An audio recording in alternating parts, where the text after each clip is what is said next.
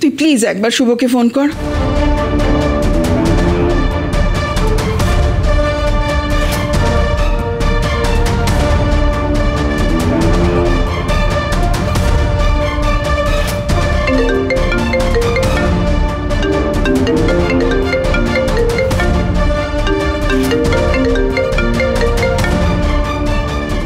Hello, আপনাদের বাড়ি মানে সরি বাই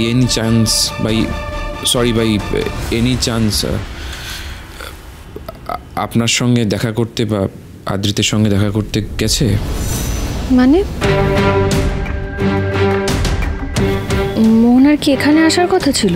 আসলে সকাল থেকে মোহনা বাড়িতে নেই, আমরা খোঁজ করছিলাম, ওকে ফোন করলাম, ও বললো বন্ধুর বাড়িতে। আমি যতদূর জানি নিউ ইয়র্কে আদ্রিত ছাড়া কোনো বন্ধু নেই, তাই মনে হলো হয়তো ও আদ্রিতের সঙ্গে দেখা করতে গেছে। তাই না, মোহনা এখানে আসেনি।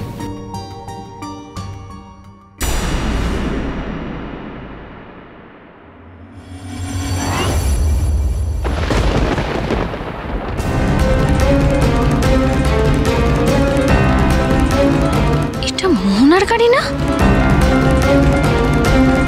তবে কি মোহনা আমাদের বাড়ির সামনে দাঁড়িয়ে রয়েছে, তাও আবার এত রাতে?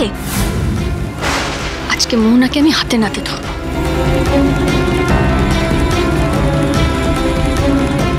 এই বৌদি ভাই, কোথায় যাচ্ছ? বৌদি ভাই,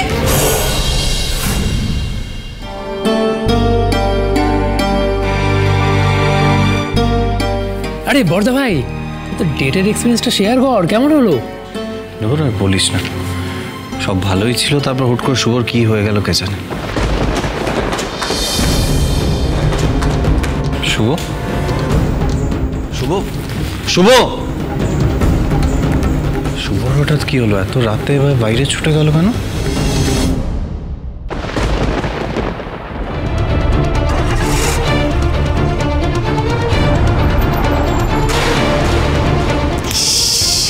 একটুর জন্য হাতে নাতে ধরতে পারলাম না মোহনাকে। এখন আমি নিশ্চিত আজকে আমরা যখন ডেটে গিয়েছিলাম তখনও মোহনা আমাদেরকে ফলো করেছে, আর এখনো এখানে মোহনাই ছিল। একবার ধরতে পারলে না আমি স্পষ্ট করে জানতে চাইতাম চাইছেটা কি মোহনা। শুভ কি হলো? এত রাতে বাড়ির বাইরে ছুটে এলে কেন? হ্যাঁ, আমার মাথা খারাপ, তাই ছুটে এসেছি। কাউকে বললে কেউ আসল কারণটা বুঝবেও না, আমাকেই অন্য কিছু ভাববে। ডেটে গিয়ে অনেকদিন পর তো শুভর মনটা ভালোই ছিল, বেশ সুন্দর টাইম স্পেন্ড করছিলাম দুজন আগের মতো। তারপর আবার কি হলো যে আবার শুভর মুড এত অফ হয়ে গেল? আমি এত ইনিশিয়েটিভ নিচ্ছি আমার আর শুভর সম্পর্কটা যাতে ঠিক হয়ে যায়, তবুও কেন বারবার এরকম হচ্ছে?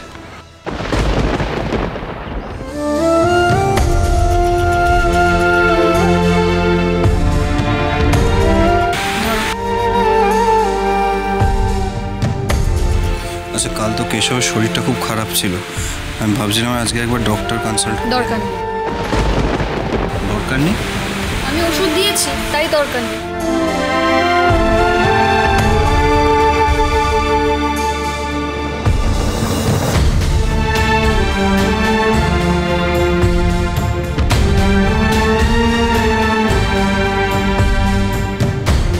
আর কি করলে শুভর মুড ঠিক হবে, ও নর্মাল হবে, আমার তো কিছুই মাথায় আসছে না।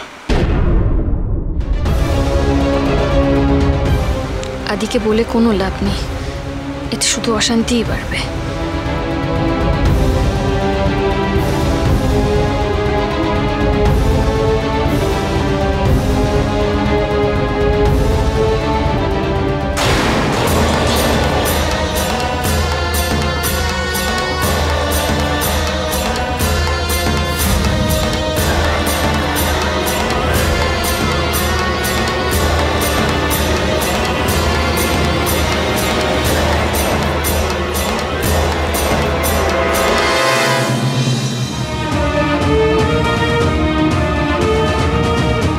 আজকে একটা খুব সুন্দর সময় উপহার দেওয়ার জন্য তোমাকে অনেক ধন্যবাদ।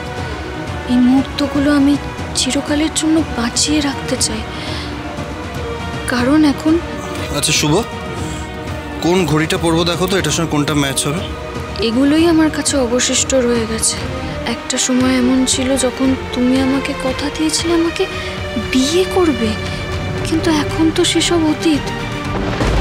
কি হলো শুভ, কি জিজ্ঞাসা করছি তো শুভ। তাও আমাদের মধ্যে যে সম্পর্কের সূত্র রয়ে গেছে সেটা কখনো ছিঁড়ে না যায়। কি এমন কাজ করছে?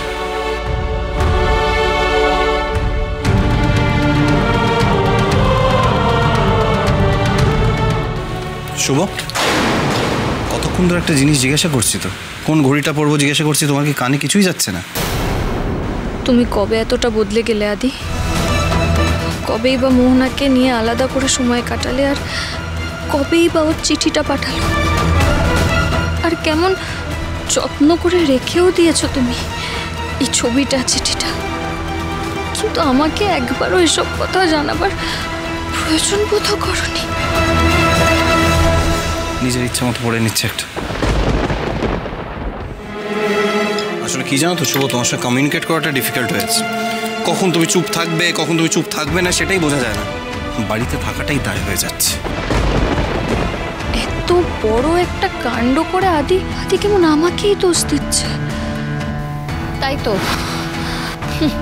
বাড়িতে থাকা তো দায় হবেই। বাইরে থাকতে আসলে খুব ভালো লাগে।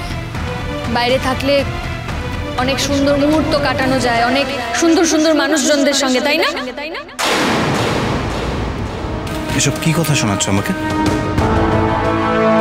এসো বাইরে যাও। তোমার বাইরে যাওয়ার দেরি হয়ে যাচ্ছে না? আমি সামলে নেব। আমি বাড়ি সামলাবো, সংসার সামলাবো, বাচ্চা বড় করার দায়িত্ব সামলাবো। সব দায় দায়িত্ব তো আমার। শুধু আদর সোহাগ দিয়ে না বাচ্চাকে মানুষ করা যায় না। শুভ ডেফিনেটলি ইরিটেটেড হয়ে রয়েছে, তাই অকারণে বিরক্তি দেখিয়ে গেল। কিন্তু কিন্তু ওর ইরিটেশনের কারণটা কি সেটাই তো বুঝতে পারছি না। লেট হয়ে গেছে, গাড়ির চাবিটা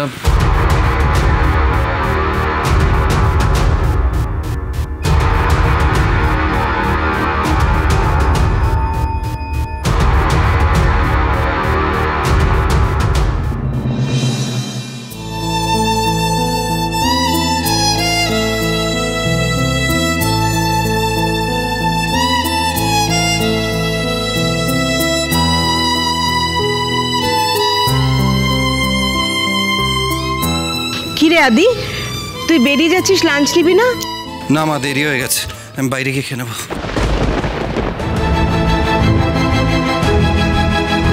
শুভ, কি ব্যাপার বলতো তোদের? বুঝতে পারছি না, মানে কিসের এত ঝগড়াঝাটি? চোখের সামনে দেখলি ছেলেটা লাঞ্চ না নিয়ে চলে গেল, ভাল লাগে না আমার এই সমস্ত।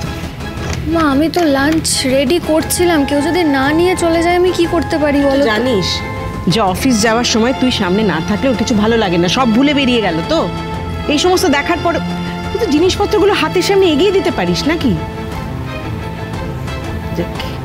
যে যা খুশি করো, কেউ তো আমার কথাই বাড়িতে শোনে না, কেউ একটা কথা শোনে না আমার।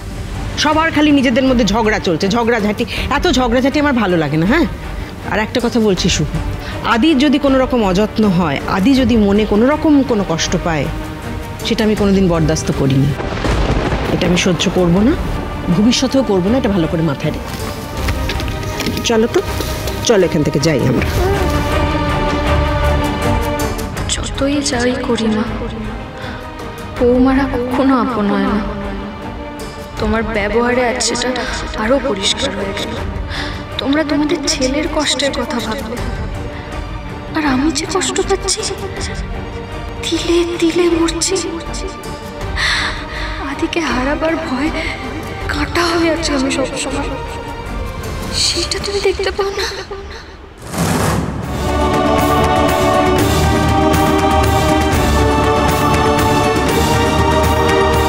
আর বসে থাকলে হবে না, সর্বনাশ হয়ে যাওয়ার আগে আমাকে কিছু করতেই হবে, যে করেই হোক মোহনাকে থামাতে হবে। দরকার হলে আমি মিস্টার সেনের সাহায্য নেব, খোলাখুলি কথা বলবো ওর সঙ্গে।